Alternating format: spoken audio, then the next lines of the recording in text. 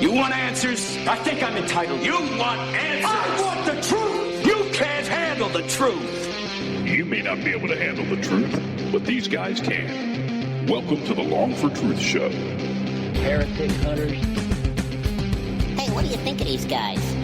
I think they're damned and on their way to hell, and I don't think there's any redemption for them. You stink, frankly. That's the way I think about it.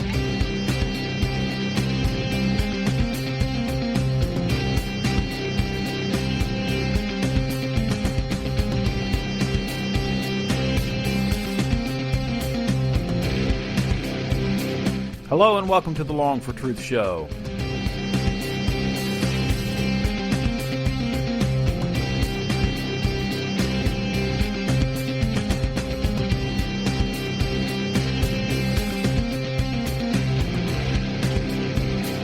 My name is Dan Long. Going to be talking about law and grace on this episode of Long for Truth, so stick around.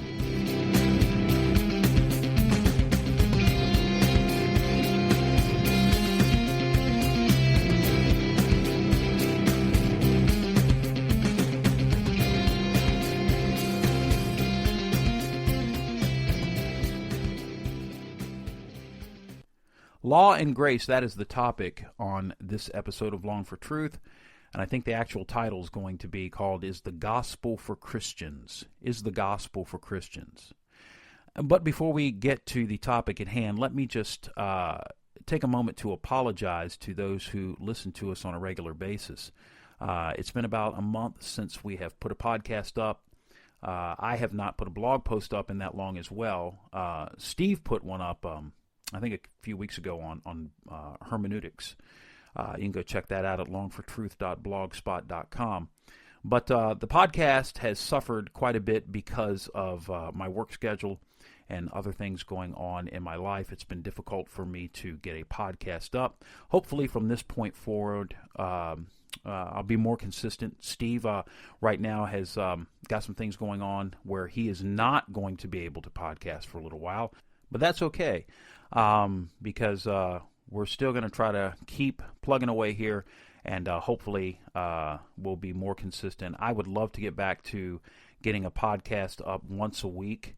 That would be great. Now, back to the topic at hand. This episode is actually going to be quite longer than what the normal episode for Long for Truth is. We had about 45 minutes of time to record. That's usually how it's been over the past few months.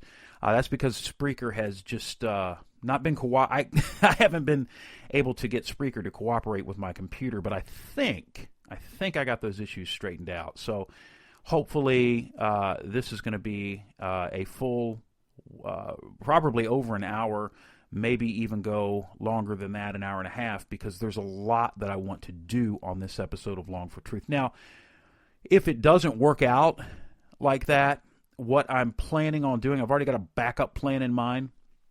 I'm going to split the podcast in two. So what I would do is after about 40 to 45 minutes, I'll cut the podcast in half and then upload 2 or 3 segments, all at one time. So you could listen to the first one and then jump to the second one and then the third one. But I don't think I'm going to have to do that. I think I've got the issues situated or straightened out so that I can actually, upload more than an hour or more than a 45-minute segment. So, Lord willing, that will be able to happen. We're going to go with it anyway. I was going to actually put this in 3 parts, but it just won't work that way. I want to be able to keep this whole episode together in one piece. So, here's what we're planning on doing with this episode. I want to start out by reading a piece from Tullian Tchividjian. It's a piece put up by Shariah Coulter, and I think I'm saying her name right, from Liberate.org. I want to read that, and the piece is entitled, Church in Trouble Because of Confusion Between Law and Grace. So I want to read that, and then there's just a great article, another one from Liberate, that I want to get to, and that article is actually entitled Wounded and Weary Sinners Waiting for Good News. Waiting for good news that never comes. So that is another article that I want to read. And then I want to play an entire sermon by Tullian Tchividjian. Now, this sermon is only about 22 minutes long, I believe. It's from the Liberate podcast. And so I want to play the entire sermon. It comes from his series on the Ten Commandments. And the sermon is entitled How to Be Perfect. I think it's part 1B. Part 1B. And so I'm going to play that, and then after that, what we're going to do, what I want to do, what I'm trying to do here is to compare what's happening in the church. Because the question that I want to throw out there to you is this question: is the gospel only for unbelievers, or is the gospel also for Christians? And here's why I say that. Because as a Christian, as a believer in Christ, I fail every single day. I sin every single day. I struggle every single day with my own imperfections, with my own insecurities, with actual blatant, outright rebellion at times. I mean, I have a sinful heart, and I have to deal with that. Now, I have a new heart because, well, that's what happens when you become a Christian. The Spirit of God removes your heart of stone and gives you a heart of flesh. So I have a new heart. I have a desire to obey Christ. I want to be holy. I want to live a godly life. I want to do the right thing, but I don't. And I constantly fail. So what do I need to give me the courage and the encouragement and the grace to continue to strive for obedience and to strive for holiness? Is it the law? Do I need to hear the law preached to me every single week? Or do I need to hear the gospel preached to me every single week? And that's the question I want to throw out there. I am going to give you the short answer. I need the gospel. I need the gospel every single, not just every single week, but every single day.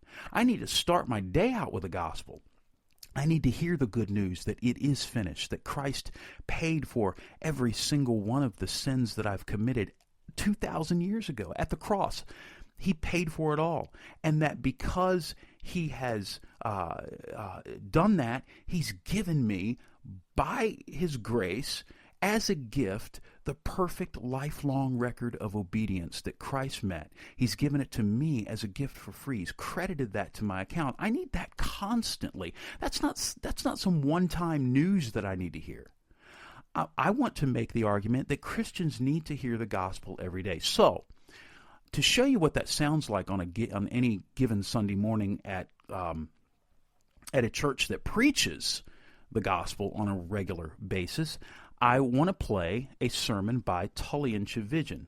And it comes from his series, How to Be Perfect. Now, you can find Tullian Tchividjian's sermons at Liberate, the Liberate podcast app. Now, you can actually go onto the iTunes, not the iTunes store. Well, you can go on iTunes, but you can actually go to the App Store if you have an iPhone or an iPad or an iPod, and you can go right on the App Store and you can just type in Liberate and you'll get the app, and all of the sermons will come up right there. But you can also find his sermons at on iTunes as well.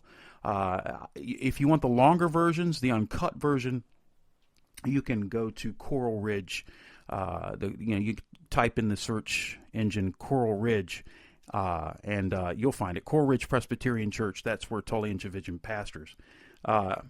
So you can type that in. That is the church, by the way, that D. James Kennedy used to pastor. If you remember the late D. James Kennedy, he died several years ago, and Tullian Tchividjian is now the senior pastor of Coral Ridge. So just wanted to play a sermon that's only about, like I said, it's only about 22 minutes long. And then I want to contrast it. Now, I'm not going to interrupt at all during Tullian's sermon, not one little bit.